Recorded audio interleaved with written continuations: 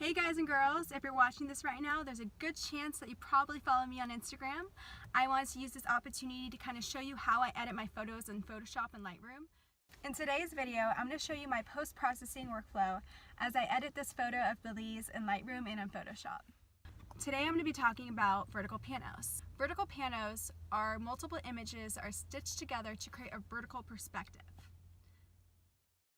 Once I bring these photos into Photoshop, I have an idea of where I'm going to layer them. I start with the first image that I took.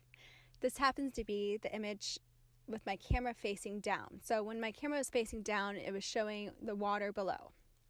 So I take that image and then I extend the photo up and imagine where I'm going to place the rest of the images to create one seamless photo. When I drag and drop that second image in, I first create a mask, which is the little camera tool at the bottom right of the Photoshop platform. And what that does is it creates kind of a mask in a sense where it doesn't affect the actual bottom layer image. And then use the brush B tool to brush back in part of the image that was layered underneath so that you don't see the creases, the lines of the actual vertical pano being built. And then I add in the third photo and I have to do the same thing. I use the brush tool to paint back in the photo that was placed underneath.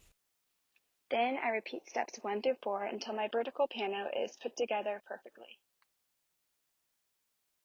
Once my vertical pano has been stitched together, I bring it into Lightroom.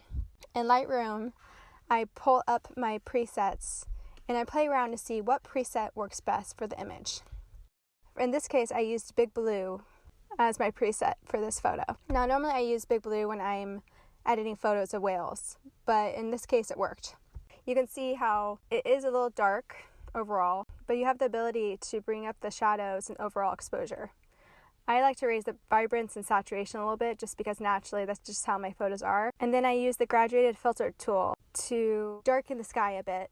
That's a cool thing about Lightroom. It's an opportunity to create a style of images that is uniquely yours. This is just the tip of the iceberg. There's so much that I want to show you guys. Feel free to check out my drone masterclass to see more intense edits of how I get these surreal images.